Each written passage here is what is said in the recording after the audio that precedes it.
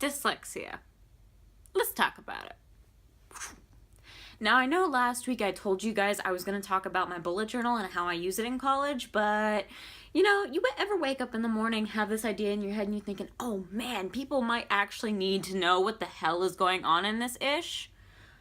So let's talk about having dyslexia. Real quick, dyslexia is not always involved in reading. It plays a major part because the brain wasn't traditionally wired to read. It was a development that we've trained our brains to have. And sometimes the communications between the brains, both sides, they get a little, well, like that. Number one, learning it. So in reading and writing, your brain has to travel from both sides and all over the place in order to register that symbol or those squiggles equal this sound or this word. Then sometimes it can be a little hard. One thing that I had to do growing up was, you know the word the? I thought the. Because my brain didn't really recognize at all. Literally.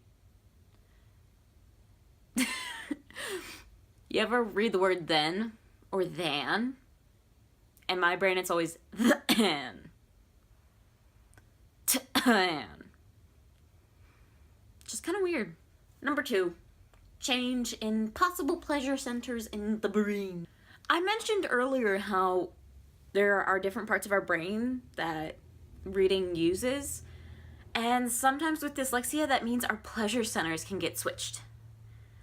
Which means for me, I can become a severe workaholic, or I can also do something that's known as hyperfocusing. It's seen in ADHD, anxiety, sometimes even depression. But that's partly because everybody thinks I'm either OCD or ADHD. I don't know. This change in pleasure centers is weird because we can get addicted to the craziest of things. You know how most kids, they love their video games? We love, literally reading can become an addiction. Or for me, when I was younger, it was crocheting or making things with my hands really fast. People's perception of us. There are 2 common ways that people perceive us. Either stupid or really smart. I don't get why we have these. I know why we have the stupid one, but I don't know why we have the smart one. The stupid one is because people are like, oh, they can't even read. What a basic elementary thing that we have in society. Really? Really? The second one I'm still understanding because I just store a whole bunch of useless facts and my brain works more for mathematics than it does for English. Number 4, what we say versus what we read. Now, I've already mentioned how the brain uses a whole bunch of parts to read and ish like that, but for us, it's not that we see something completely different, it's that our brain won't let us say it. Like, we can read, let's say the word confident, because I have actually done this.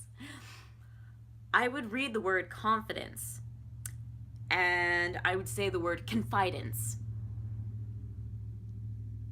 And I would say confidence. No, confidence. You have no idea how many times a friend would have to tap me on the shoulder. Confidence. Keep reading. It happens.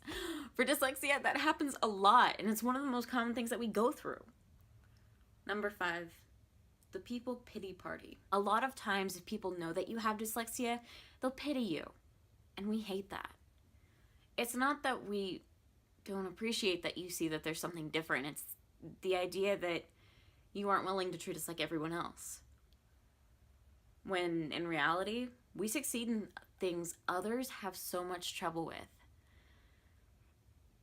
Here are some of the 4 areas: architecture, engineering, entrepreneurship, artistic abilities.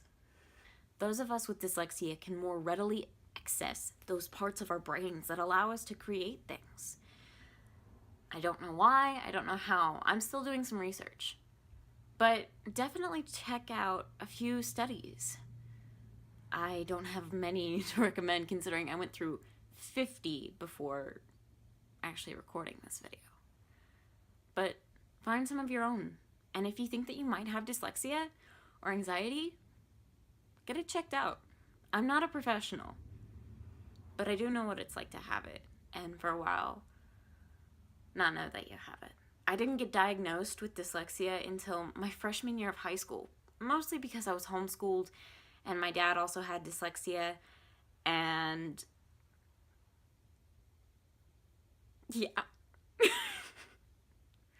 But anyway, thanks for coming. I can't wait to see you guys next week. And if you haven't, go ahead and check out my vlog channel, Bostic Thrifted Daily vlog? I don't know. I'll link it in the description. Thank you for coming. I'm so excited to see you guys. Come check me out every Saturday. It's so much fun to hear from you guys and tell you my stories.